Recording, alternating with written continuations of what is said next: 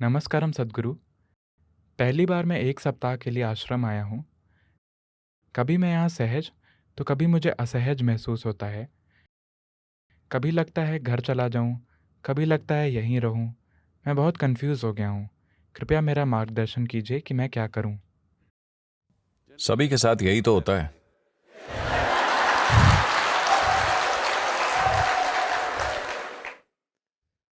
तो इनका कहना है कि ये दूसरी या तीसरी बार यहां आए हैं। ये सच में यहां आना चाहते हैं, तो ये यहां आते हैं। पर जब ये यहां आते हैं तो अचानक कभी कभी इनका घर जाने का मन होता है। जब ये वहां होते हैं तो बेशक ये यहां आना चाहते हैं। तो मैंने कहा कि ये इनकी समस्या नहीं है, ये सदियों पुरानी समस्या है। कोई 30 साल से शादीशुदा है और 8 बच्चे हैं। वो अभी भी सोच रहे हैं शायद गलती हो गई, शायद मुझे आध्यात्मिक मार्ग पर चलना चाहिए था। This, ये कोई नई समस्या नहीं है, ये बहुत प्राचीन समस्या है। तो आप जो भी करना चाहते हैं, उससे पहले आपको अपने अंदर आनंद और स्पष्टता लानी चाहिए। उस पल में आप जो फैसला करें, भले ही आप मर जाएं, आपको उसी पर चलना चाहिए। जब भी आपकी भावनाएं ऊपर नीचे होती हैं, आपका मन कई चीजें कहता है, वो महत्वपूर्ण नहीं है। आज ये एक बात कहता है और कल दूसरी, सुबह ये शाम को वो। ये आज एक बात कहता है और कल दूसरी। इसका कोई महत्व नहीं है। मैं आनंद इसलिए कह रहा हूं क्योंकि आनंदित होने पर आप आदतों से मजबूर नहीं होते। जब आप बहुत खुश और स्पष्ट होते हैं, तब अगर आप तय करें यह करना मेरे लिए समझदारी है, वही करिए। फिर अगर नर्क महसूस हो तो भी फर्क नहीं पड़ता। आप 10 साल नर्क से गुजरते हैं तब भी फर्क नहीं पड़ता, आप बस वही करिए, क्योंकि आपकी खुशहाली वही है। जब आप मजबूरी के विभिन्न स्थितियों में होते हैं, तब अगर आप अपनी दिशा चुनते हैं तो आप हमेशा के लिए खो जाते हैं। it is not about what you're doing. बात यह नहीं है कि आपका काम क्या है, बस आप उसे बिना रुके करते रहें। रोज अगर आप उत्साहित और निराश होते हैं तो बात नहीं बनेगी। अचल हो जाइए। कोई फर्क नहीं पड़ता कि आपका काम क्या है। अगर आप कसाई बनना चाहते हैं तो अडिग कसाई बनिए, बात बन जाएगी।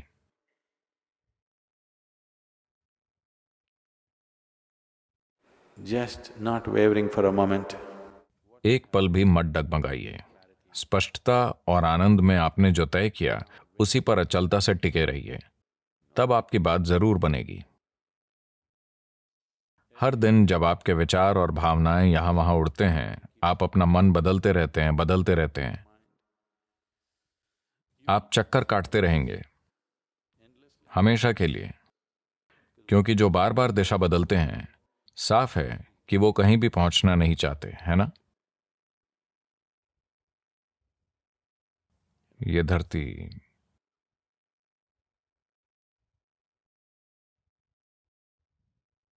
ये धरती गोल है, तो किसी भी दिशा में जाओ, कोई फर्क नहीं पड़ता। जब आप दिशा बदले बिना आगे बढ़ते हैं, तब यात्रा कर पाएंगे, है ना? आपकी यात्रा पूरी होगी। अगर आप दिशा बदलते हैं तो आप हमेशा के लिए भटक जाएंगे, हमेशा खोए रहेंगे। तो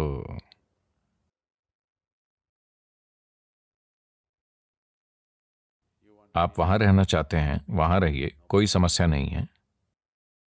आप यहां आना चाहते हैं, यहां आइए। हर दिन अपना मन मत बदलिए। सुबह ये और शाम को वो सोचकर आप खुद को और आसपास के लोगों को परेशान करेंगे।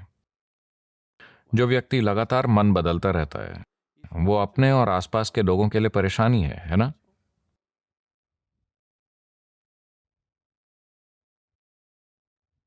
अभी आप सोच रहे हैं कल सुबह मैं योग करूंगा। कल सुबह जब 5 बजे डोंग होगा, मैं हर रोज सुनता हूं।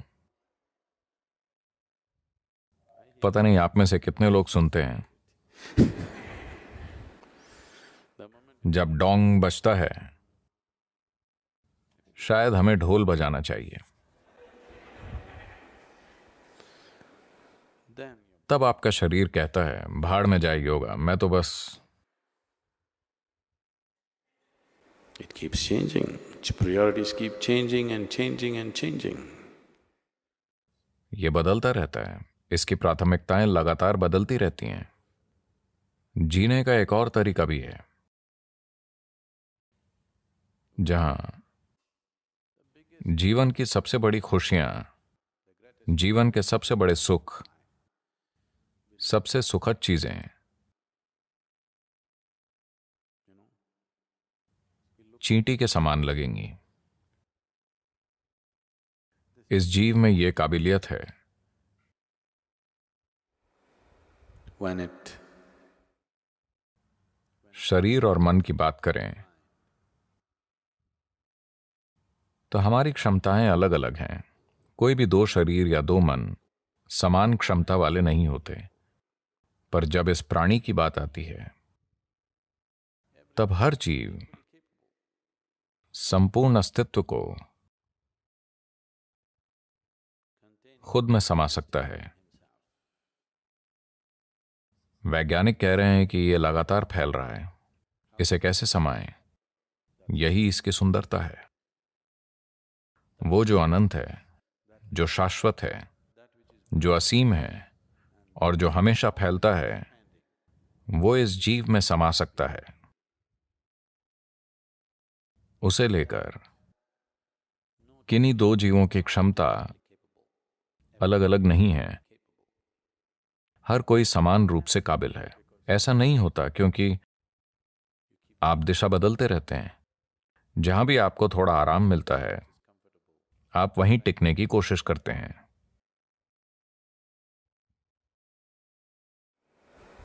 This so-called getting civilized has become a huge detriment for spiritual process. तथाकथित सभ्य होना आध्यात्मिक प्रक्रिया के लिए काफी नुकसानदायक रहा है। ये जरूरी नहीं है, पर मैं ये कहना चाहूंगा, क्योंकि अगर आप खानाबदोश होते, आप जानते हैं खानाबदोश क्या होता है? खानाबदोश मतलब समझदार।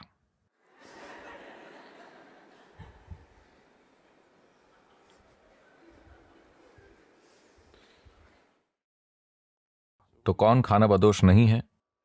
जो समझदार नहीं है।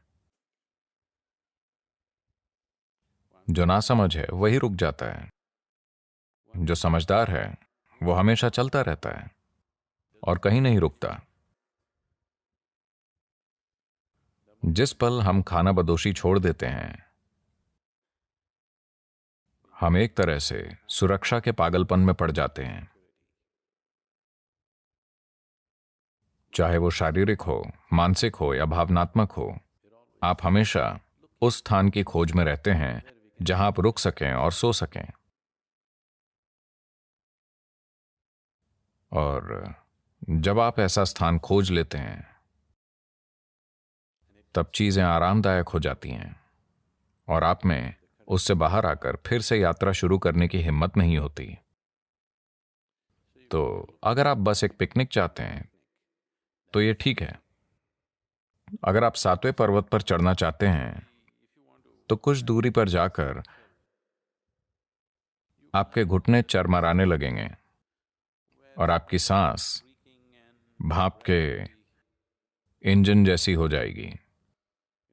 पश पुश पुश, पश पुश पश पुश होने लगेगी। तब आप चारों ओर देखेंगे और सुंदर पत्थर, बांस, आसपास की चीजें और घाटी बहुत सुंदर है।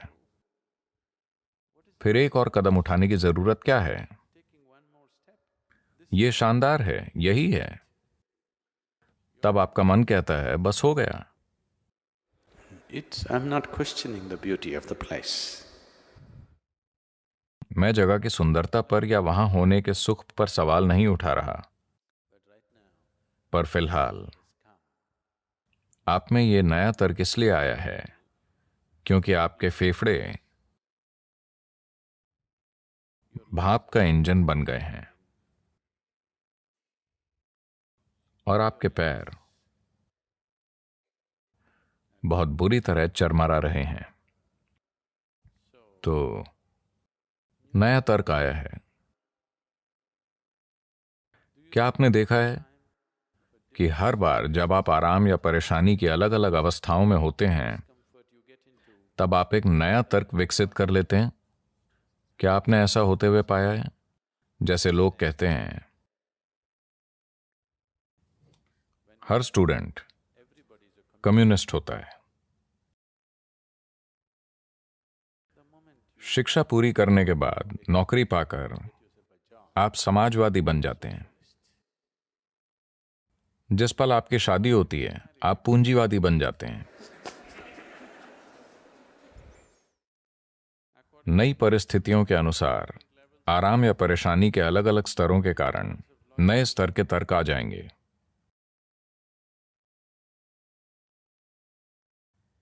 अब दुनिया ऐसी हो चुकी है कि माओवादी पूंजीवादी बन गए हैं। हाँ, ऐसा हो गया है। तो यह होता रहता है। इसीलिए स्पष्टता और आनंद के उस पल में आप अपने कल्याण को देख पाते हैं। आपको उस पर टिके रहना चाहिए। कल ये आपको भयानक लग सकता है, पर उससे कोई फर्क नहीं पड़ता। बस आप टिके रहिए, चाहे आपको वो नर्क जैसा लगे। यही खुशहाली है। अगर आप मन बदलते रहेंगे तो कुछ नहीं हो पाएगा।